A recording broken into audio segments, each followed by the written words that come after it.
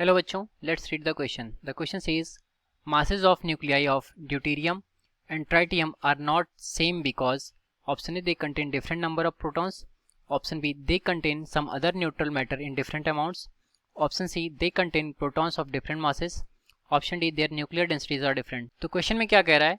कह रहा है कि मासेज ऑफ जो न्यूक्लियस होते हैं ड्यूटेरियम और ट्राइटियम के, ये सेम नहीं होते हैं. हमें इसका रीजन बताना है फ्रॉम द गिवन ऑप्शन. तो सॉल्व करते हैं इस प्रॉब्लम को. तो नोट डाउन करते हैं हम अपना की कॉन्सेप्ट.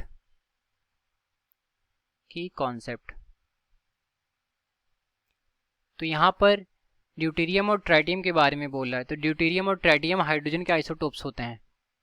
ठीक, तो हमारा कॉन्सेप्ट क्या हो जाएगा? Isotopes of hydrogen.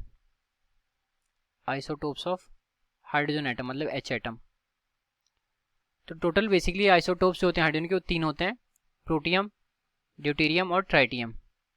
तो पहला हो गया हमारा प्रोटियम, जिसको हम 1H1 से डिनोट करते हैं. दूसरा होता है हमारा ड्यूटेरियम, जिसको हम 2H1 से डिनोट करते हैं.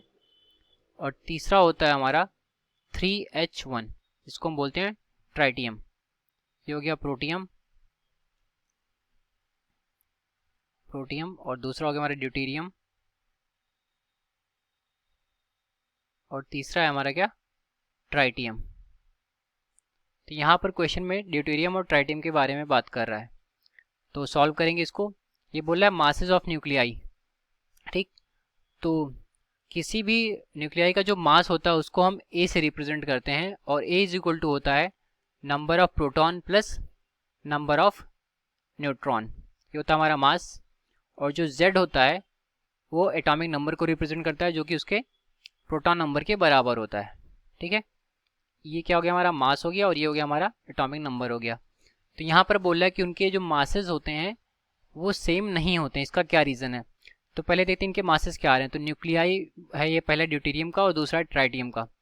तो यहाँ पर ड्यूटेरियम के लिए देखते हैं फॉर 2H1. इसके लिए जो ए की वैल्यू है ये कितनी है? 2 है, और जेड की वैल्यू कितनी है? ये 1 है. ठीक है, और वहीं पर ट्राइटियम के लिए बात करें तो 3H1 है यहाँ पर. इसके लिए ए की वैल्यू कितनी है? 3 है, और जेड की वैल्यू क्या है? ये 1 है. तो दोनों के एटॉमिक नंबर तो सेम है क्योंकि आइसोटोप्स हैं, बट यहाँ पे जो इनके मासेज हैं वो डिफरेंट हो रहे हैं. ठीक है, तो अभी क्वेश्चन में आते हैं. तो बोल रहा है contain different number of protons. तो हम देख रहे हैं कि जो एटॉमिक नंबर है वो नंबर ऑफ प्रोटॉन्स के बराबर होता है.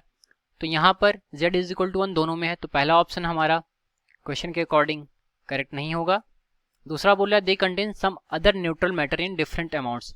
तो हम इसका अगर फॉर्मूला देखें 2H1 है और 3H1 है, इसमें कोई अदर यहाँ पर मैटर नहीं आ रहा है. तो ये सिंगली बस हाइड्रोजन एटम को ही कंटेन कर रहा है. तो दूसरा ऑप्शन हमारा यहाँ पर ये भी क्वेश्चन के अकॉर्डिंग गलत है.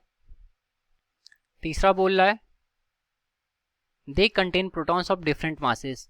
तो प्रोटॉन कहीं पर भी हो उनके मासेस हमेशा सेम होते हैं. ठीक है, तो ये ऑप्शन हमारा सही हो सकता है. ऑप्शन डी कह रहा है their nuclear densities are different. तो ये ऑप्शन भी हमारा क्वेश्चन के अकॉर्डिंग जो कह रहा है ये गलत होगा, क्योंकि यहाँ पर बोल रहा है किसकी वजह से ये सेम नहीं होते हैं. तो जो न्यूक्लियर डेंसिटी है वो न्यूक्लियर मास पर डिपेंड करती है. ठीक, और हम देख रहे हैं यहाँ पर न्यूक्लियर मास ड्यूटेरियम का 2 आ रहा है, और इसका जो ट्राइटियम आ रहा है इसका एटॉमिक मास कितना आ रहा है? 3 आ रहा है. तो ये दोनों अलग अलग हैं, मतलब इनकी न्यूक्लियर जो डेंसिटीज होंगी वो भी डिफरेंट होगी. तो ऑप्शन सी जो है हमारा क्वेश्चन के अकॉर्डिंग करेक्ट आ रहा है, जो कि कह रहा है contain protons of different masses. तो ये हमारा क्वेश्चन के अकॉर्डिंग करेक्ट है. क्यों करेक्ट है इसका रीज़न भी लिख लेते हैं. ठीक है, इसका रीज़न हम क्या लिखेंगे कि protons have a definite mass. Protons each proton. ठीक है, ईच प्रोटॉन, और यहाँ पर ईच हमने लिखा है तो एस हटाना पड़ेगा. ठीक, तो यहाँ पर लिखेंगे each proton have same mass in any atom. हमारा प्रोटॉन का मास डिफरेंट नहीं हो सकता फॉर डिफरेंट एटम. तो इसके अकॉर्डिंग जो हमारा ऑप्शन सी है वो करेक्ट होगा. Hence option C is correct for question. तो ये रहा हमारे इस क्वेश्चन का solution. I hope you understood it well. Thank you.